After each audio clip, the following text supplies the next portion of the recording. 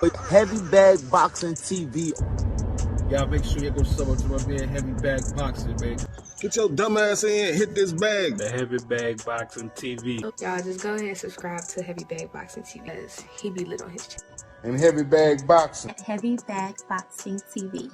Yo, shout out to Heavy Bag Boxing TV. Heavy Bag Boxing TV. Heavy Bag Boxing TV.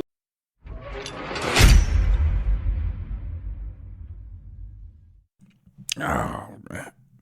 Yeah. Shakur. Oh, man. Man.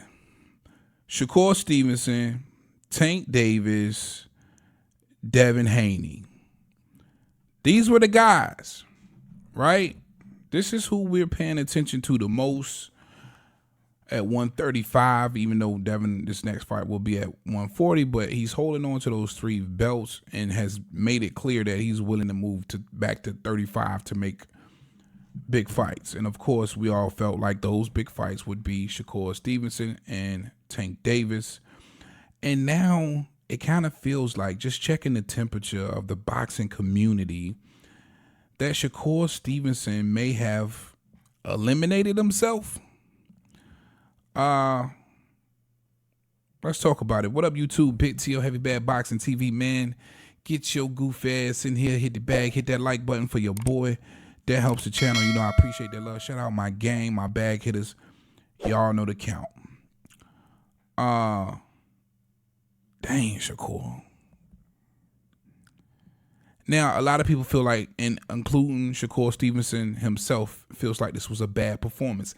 And who am I to disagree with Shakur Stevenson about his performance? This is what I'm seeing from a lot of fans right now. A lot of comments is insinuating that Shakur Stevenson put on this masterful performance, and he's telling you out of his own mouth that this was a bad performance from him.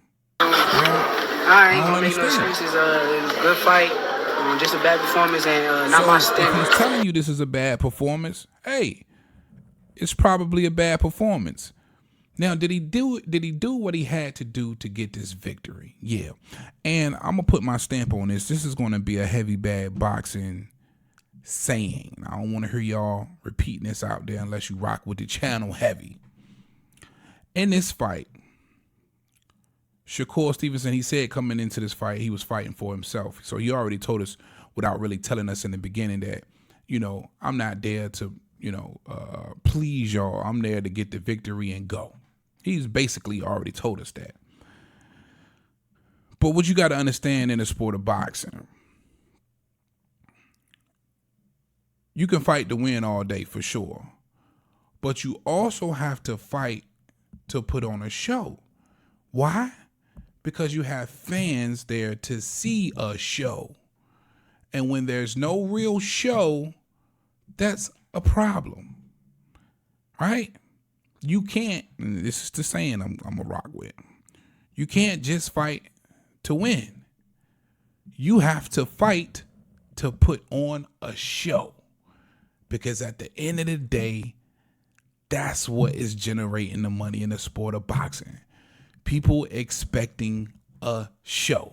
Not everybody's going to feel, the majority is not going to feel like me and amongst a few others who just completely appreciate the sweet science and understand that this turned into a chess match and got a little bit of an enjoyment out of it, right?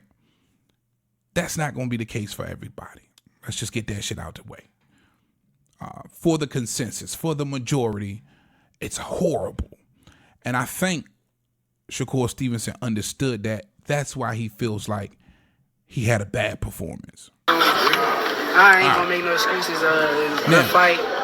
I had to do this video speaking on Devin Haney and Tank Davis. Devin responding to this performance from Shakur Stevenson.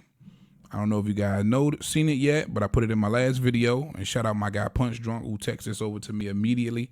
It looked like he was able to catch this tweet and delete from Gervonta Tank Davis. You know, the old tweet and delete from Tank. Devin, speaking on the Shakur performance, says, listen, I should have offered this bum 10%. I was being too generous. And for those of you who don't know, he did offer Shakur Stevenson 25% for undisputed. And I still, for the life of me, can't figure out why the hell we got Edwin De Los Santos instead of Devin Haney, Shakur Stevenson, because he most definitely should have started real talks about that 25%. But he didn't. He turned it down publicly, right? And Tank Davis took a minute to kind of throw the pie in Devin Haney's face, telling him, listen, that's what I'm offering you, son. Right? Oh, you's a diabolical nigga. To take that moment and throw that pie in Devin Haney's face and tell him, listen, that's what I'm offering you. But I think this is where it could be a roadblock in making that fight happen, because I think, listen, now that I feel Shakur Stevenson pretty much eliminated himself from the conversation, you're going to have those hardcore Shakur Stevenson fans who believe he still belongs in the conversation right now. But given that performance, a lot of people don't want to see you fight, bro. And I'm just keeping it a buck. Even though I'm a huge fan of the sweet science, I still believe you can't just fight to win. We're going to go back to that saying, that heavy bag saying. You can't just fight to win. You have to fight to put on a show. And people want to see a show. And because this is a performance that people might get from you versus Tank Davis, going to eliminate you from this conversation, man. It's unfortunate because I think Shakur Stevenson got all the skills in the world. But you got to put on a show. What comes with putting on a show? Taking some risk. You know what I mean? Standing in the pocket. Applying the sweet science, but also trying to assert some dominance and letting your hands go. I'm sorry. For the Shakur Stevenson fan who feels otherwise, I'm sorry. This is it's the truth. Now, offering Devin Haney 10% could cause some major issues. Now, I don't really think Tank Davis is, serious. I think maybe he just wanted to take that moment to throw some pie in Devin Haney's face. And if they did start negotiations tomorrow, he wouldn't truly be trying to offer him 10%. But I do think negotiating a percentage or a split could be a problem with Devin Haney and Tank Davis, which a lot of people speculate that could be next for both fighters after this Regis Prograis fight and whatever Tank decides to do next, unless he just decides to completely wait on Devin Haney, which I wouldn't be mad at that at all, because I do believe that's who he's supposed to be fighting next anyway. I really don't want him to waste his time versus anybody else. What would that purse split look like? Now that Shakur Stevenson's out of the way, you look at what Devin Haney's been able to accomplish in his last pay-per-view against Lomachenko, 150 to 190,000 pay-per-view buys. This fight now looks like he'll be making around $6 million for the Regis Prograis fight. That's going to be pay-per-view. We got to see how those numbers do. This is somebody who's trying to now carry a pay-per-view by himself. And I don't think the powers that be at this point would even fathom trying to allow Shakur Stevenson to carry a pay-per-view by himself. And of course, Tank coming off the Ryan Garcia fight, astronomical numbers. Now, a lot of people are going to say, hey, man, Ryan made that fight. Listen, it takes two. You got to have the right dancing partner, and you'll learn that quickly in Ryan Garcia's next fight versus a Duarte when you compare the numbers, right? He's just not going to garner that same type of attention that he got from the Tank Davis fight against a Duarte. It's not going to happen, right? So understand that you have to have the right dancing partner to reach certain numbers, bottom line. But between Shakur Stevenson and a Devin Haney, it makes way more sense for a Devin Haney because, listen, again, considering what just happened, Devin Haney's most definitely the more popular fighter and has more of a style that you will want to see against Tank Davis, because I've knocked Devin Haney several times about not having the power. And that's about it. Other than that, I love the way the kid moves at the end of the day. I'm a Devin Haney fan for sure.